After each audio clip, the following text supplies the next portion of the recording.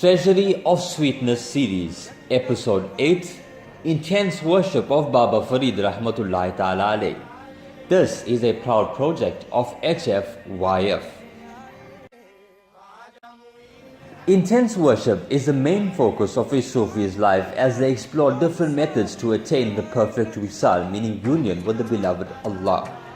Muhammad Ghaussi remarks, all saints of India declare that no saints excel Baba Farid in devotions and worship.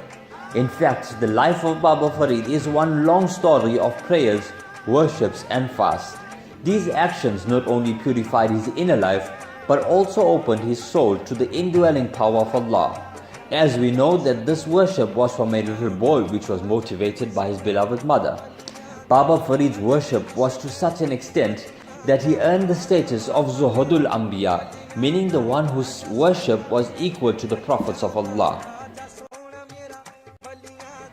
Worship in the well. When Khaja Qutbuddin Bakhtiyar Khaki Rahmatullahi Ta'ala Alayh ordered Baba Farid to perform Chilla-e-Makhus, meaning inverted Chilla, this means that you have to worship being positioned upside down. Not many saints have this record. Only one other saint in the Chishti order has performed Namaz-e-Makhus, meaning reading Salah upside down, who was Khaja Abu Muhammad Chishti Rahmatullahi Ta'ala Alayh. Baba Farid then searched for a lonely place with a masjid and a well nearby. Fame was something Baba Farid hated, and it was difficult for him to worship and devote being unnoticed by the people as they all knew him. Baba Farid searched Delhi, Hansi and wandered from town to town until he reached a place called Uch.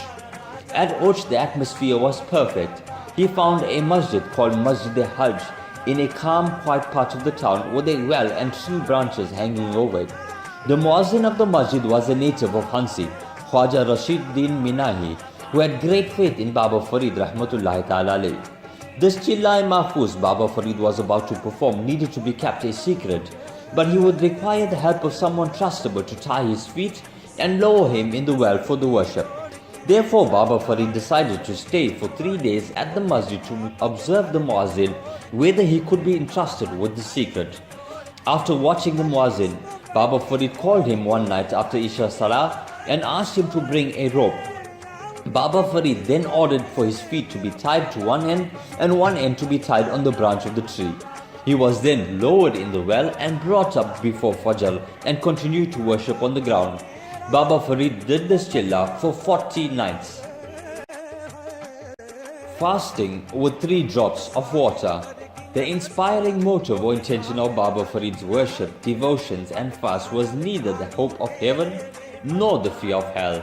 It was because of his intense love for Allah. He worshipped and fasted day and night because he wanted to break all veils which stood between him and his beloved Allah. Whether in Katwal, Hansi, Delhi, Uch or Jordan, he was always absorbed in worship.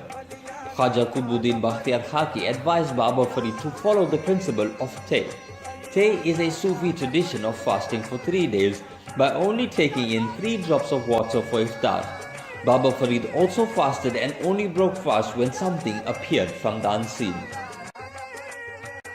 From the unseen.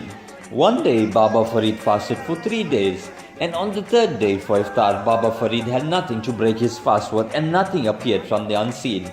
A man then came to Baba Farid and gave him a piece of bread. After eating the bread, he vomited it all out.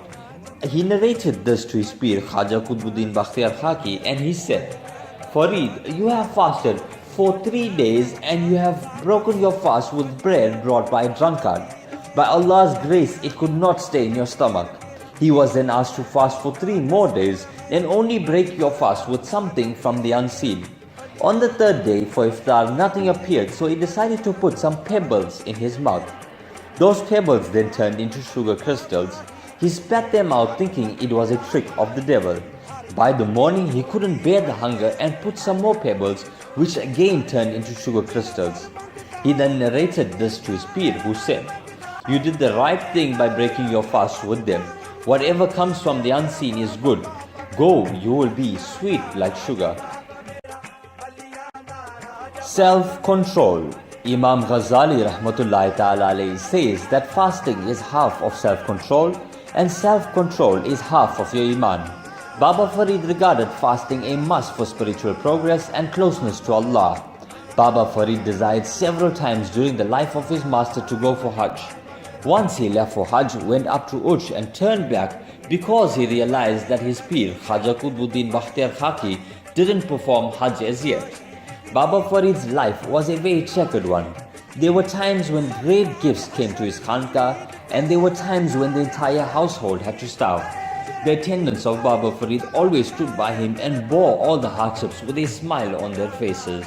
Sometimes they would go into the jungle and cut pelu and dela, which is wild fruit of thorny plants found in the Punjab region and used for food, and prepare them as a meal for themselves and their master. Love for Almighty Allah subhanahu wa ta'ala. Neither wealth nor poverty affected the kind life of Baba Farid rahmatullahi ta'ala alayh. Whatever his external condition was, he always devoted himself and attention to his beloved Allah and Allah alone. Baba Farid's love for Allah was such that he used to cry and say, I love you, that is all I can say. You are my vision at night, my dreaming in the day, the very echo of my heart, the blessing when I pray. I love you, that is all I can say. Baba Farid would sit alone in his room at night and say, I die for you and I live for you. Those who heard him saying this from his room, they say their souls would be moved. Baba Farid will also advise his murids to ask this dua, O Lord, I ask for three things from you: happy times, tears and repose of the heart. Baba Farid and the Crow. Baba Farid was doing intense worship and his aim was to visualize his creator, Allah. Over the years, his body has become weak due to the intense worship, devotions and fast, and he was just flesh and bones laying there. What he wanted to achieve spiritually at this moment, he felt he didn't achieve that level. As he was in a deep state of worship, sitting so still for so long hours, the crows decided to sit on him as if he was a tree, so still and weak. Nature of the crow is to peck. So Baba Farid, in this deep state of yearning for his beloved Allah, said, Kaga kaga sabtan khayo, chun chun khayo mas, do nena mat khayo mohe piya milan kiyas. Meaning, O crow, eat my flesh, eat every part of it. However, leave my two eyes so that I can see my beloved Allah. After saying this in a crying state, he went back to his worship. This verse is recorded in hundreds of books including Sufi mystical sciences and music, poetry and frequently by Sikhs and other religions. The picture in the background is the famous artist's impression of Baba Farid rahmatullahi ta'ala alayh and the crow. Jazakallah for watching. Don't forget to hit like and share. Be on the lookout for more videos. Treasury of Sweetness series, a proud project of HFYF. Not for sale. Don't forget to like our Facebook page, Haq Farid Ya Farid.